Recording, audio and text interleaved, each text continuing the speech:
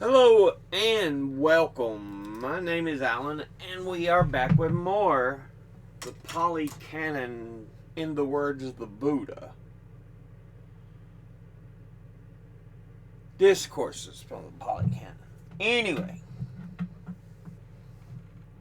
yeah, get my reading glasses on. But let's go ahead and hop into this here. Part 1, the human condition. Old age, illness, and death. Aging and death. 111. At Savatthi King Pasanadi of Kosala said to the Blessed One, Venerable Sir, is anyone who is born free of aging and death? Great King, no one who is born is free from aging and death. Even those affluent Katyas, rich with great wealth and property, with abundant gold and silver, abundant treasures and commodities, abundant wealth and grain, because they have been born, are not free from aging and death. Even those affluent Brahmins, affluent householders, rich with abundant wealth and grain, because they have been born, are not free from aging and death. Even those monks who are arahants, whose taints are destroyed, who have lived the holy life, none what had done what had to be done, laid down the burden, reached their own goal, utterly destroyed the fetters of existence, and are completely liberated through final knowledge. Even for them, this body is subject to breaking up, subject to being laid down. The beautiful chariots of kings wear out. This body too undergoes decay. But the Dhamma of the good does not decay. So the good proclaim along with the good. 112. The simile of the mountain.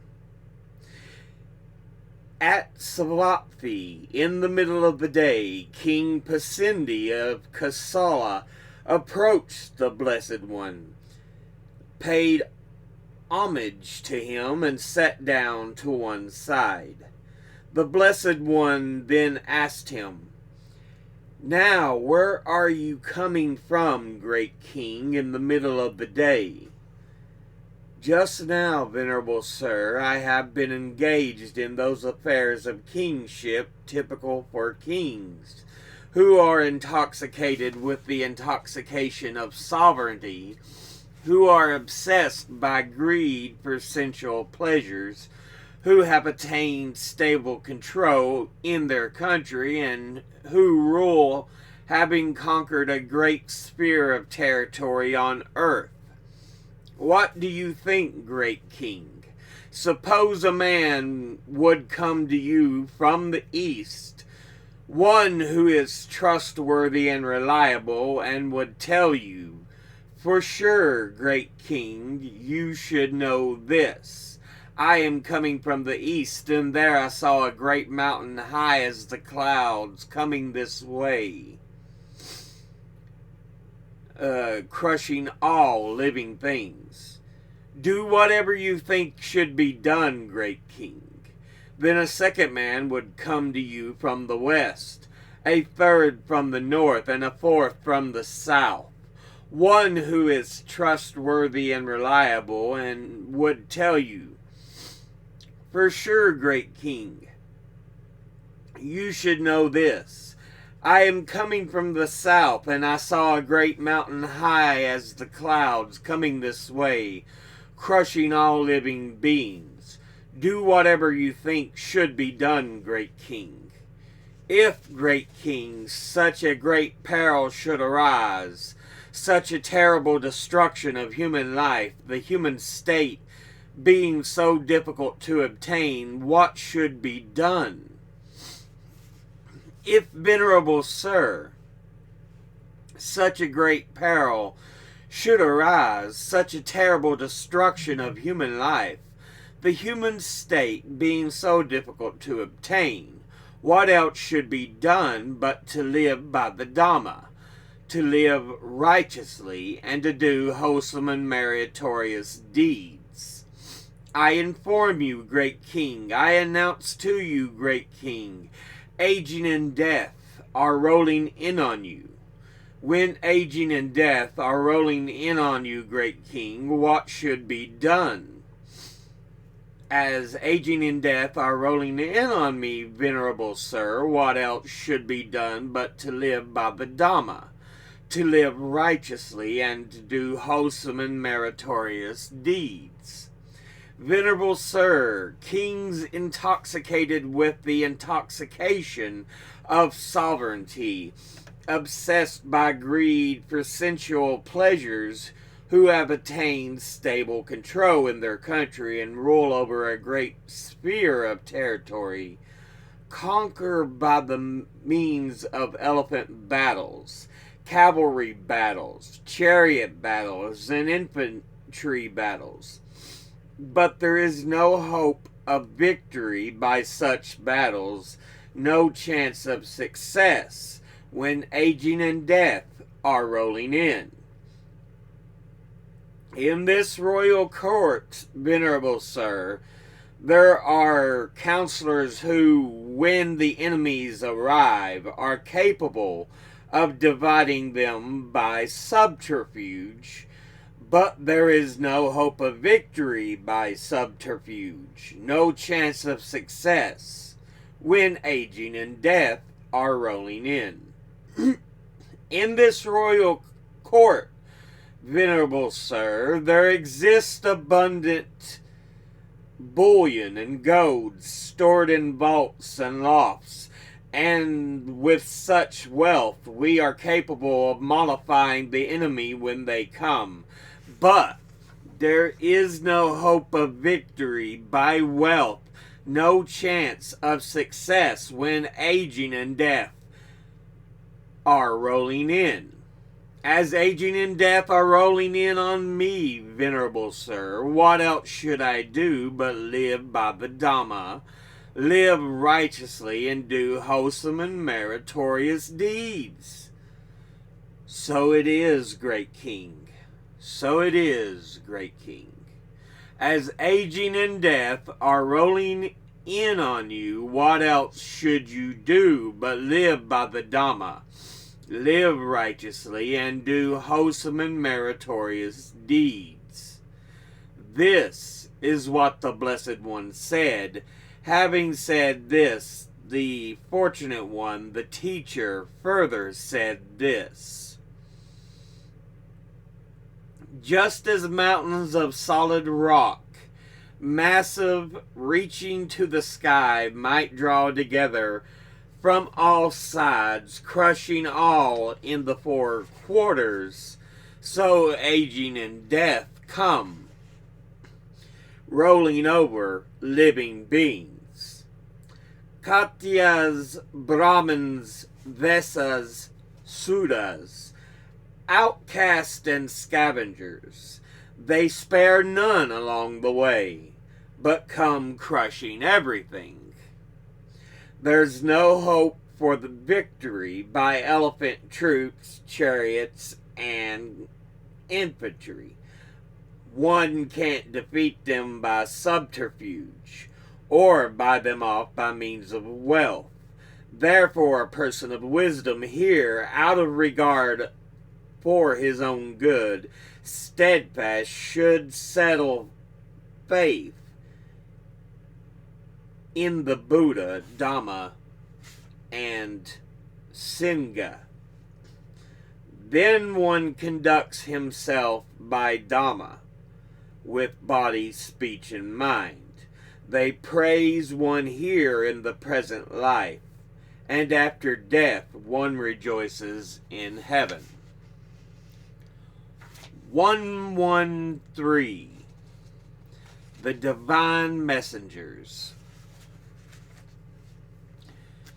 There are monks, 3 divine messengers. What 3? There is a person of bad conduct in body, speech, and mind. On the dissolution of the body after death, he is reborn in the plane of misery, in a bad destination in a lower world, in hell. There are warders of the warders of hell seize him by both arms and take him before Yama, the Lord of Death, saying, "This man, your majesty, had no respect for father or mother, nor for the ascetics and Brahmins, nor did he honor the elders of the family. May your majesty inflict due punishment on him." Then monks, King Yama questions that man, examines him, and addresses him concerning the first divine messenger. "Didn't you ever see, my good man, the first divine messenger appear among humankind?" And he replies, "No, Lord, I did not see him." Then King Yama says to him, "But my good man, didn't you ever see a woman or a man, 80, 90, or 100 years old, fragile, frail, bent like a roof bracket, crooked, leaning on a stick, shakily going along, ailing, youth and vigor gone, with broken teeth, with gray and scanty hair or bald, wrinkled with blotched limbs?" And the man replies, "Yes, Lord, I have seen this." Then King Yama says to him, "My good man, didn't it ever occur to you, an intelligent and mature person, I, too, am subject to old age and cannot escape it. Let me now do noble deeds by body, speech, and mind." "No, Lord, I could not do it. I was negligent." Then King Yama says, "Through negligence, my good man, you have failed to do noble deeds by body, speech, and mind. Well, you will be treated as befits your negligence. That evil action of yours was not done by mother or father, brothers, sisters, friends, or companions, nor by relatives, devas, ascetics, or Brahmins. But you alone have done that evil deed, and you will have to experience the fruit." When monks, King Yama has questioned, examined, and addressed him thus concerning the first divine messenger, he again questions, examines, and addresses the man about the second one, saying, "Didn't you ever see, my good man, the second divine messenger appearing among humankind?" "No, Lord, I did not see him." "But, my good man, didn't you ever see a woman or man who was sick and in pain, seriously ill, lying in his own filth, having to be lifted up by some and put to bed by others?" "Yes, Lord, I have seen this." "My good man, didn't it ever occur to you, an intelligent and mature person, I too am subject to illness and cannot escape it. Let me now do noble deeds by body, speech, and mind." "No, Lord, I could not do it. I was negligent." "Through negligence, my good man, you have failed to do noble deeds by body, speech, and mind. well, you will be treated as befits your negligence. The evil action of yours was not done by mother or father, brothers, sisters, friends, or companions, nor by relatives, devas, ascetics, or Brahmins. But you alone have done that evil deed, and you will have to experience the fruit. When monks, King Yama has questioned, examined, and addressed him thus concerning the second divine messenger, he again questions, examines, and addresses the man about the third one, saying, "Didn't you ever see, my good man, a third divine messenger appearing among humankind?" "No, Lord, I did not see him." "But, my good man, didn't you ever see a woman or man, 1, 2, or 3 days dead, the corpse swollen, discolored, and festering?" "Yes, Lord, I have seen this." "Then, my good man, didn't it ever occur to you, an intelligent and mature person, I too am subject to death and cannot escape it? Let me now do noble deeds by body, speech, and mind." "No, Lord, I did not. I was negligent." "Through negligence, my good man, you have failed to do noble deeds by body, speech, and mind. Well, you will be treated as befits your negligence.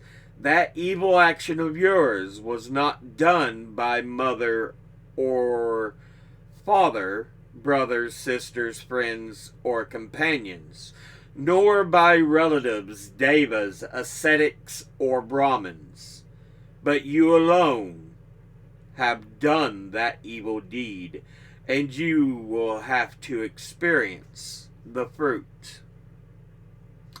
But that ends the first section of chapter 1, outside of its introduction. Like I said, last week we had the introduction. This week is the actual text we're talking about. Now, it says back in the introduction of the chapter that text 111 enunciates the inevitable law that all beings who have taken birth must undergo aging and death, which it's a common verse in this chapter. But it's like, look, it doesn't matter how rich, how affluent, how powerful you may be. Everyone will experience aging and death. It comes for us all. So yeah. And he's telling this to the richest of the rich, because he's talking to kings and the wealthy. Yeah. King Pesanada of Kosala is the one he's speaking with. No. Death will come for us. Aging will come for us. It doesn't matter what riches, what affluence you may have. Text 112 is more explicitly with its impressive simile of the mountain, which drives home the point that when aging and death are rolling in on us, our task in life is to live righteously and do wholesome and meritorious deeds. And yeah, it talks about, what if a intelligent and dependable man comes to you from the east, comes to you from the south, from the west, from the north, and tells you there is a mountain coming in, crushing all beneath it? Do what you feel you must do, my king. And it stated, the best thing you can do is be righteous and be meritorious. Do good. Treat people fairly. So. But of course, in the final piece, 113, as in the introduction of the chapter, it establishes it says it establishes the corollary to this. When we all fail to recognize the divine messengers in our midst, when we miss the hidden warning signals of old age, illness, and death, we become negligent and have recklessly creating unwholesome karma with the potential to yield dreadful consequences. And in the actual part we read, the guy speaks to King Yama and says, there were 3 messengers. Did you not see them? Have you not seen the man bent by age, struggling in his final years? Help the elderly, help the aged. For it is one thing we cannot avoid, aging. How about the second messenger? Which was, of course, illness. And it's like, look, everyone gets sick. Have you not seen this second messenger? The man or woman struggling with illness that racks them with pain, discomfort, disability. Again, illness is something, there are certain things we can do, but in the long run, it's nothing we're going to permanently avoid. It will come for us. And of course, the last one is death. And he's telling them, did you not see this messenger? Had you never seen a person dead a number of days? Corpses bloated with death. Had you not thought maybe I should do something for the bodies, for the dead? Because death will come for us all one day. So yeah, it's an interesting look there. And some basic lessons in all 3 parts. It's just, as much as you may think you want to avoid aging, death, illness, they will come for you. It does not matter your wealth, your affluence. You are still more than likely to be subject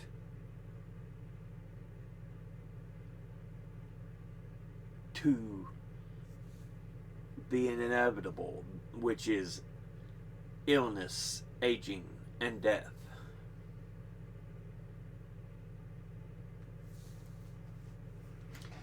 So yeah. Anyway, we'll go ahead and end this episode there. As always, educate thyself, think, read, study, learn. Someone tells you something you have trouble believing, ask them to cite their sources. Thank you all for watching. I'll see you all in the next one. Until then, later.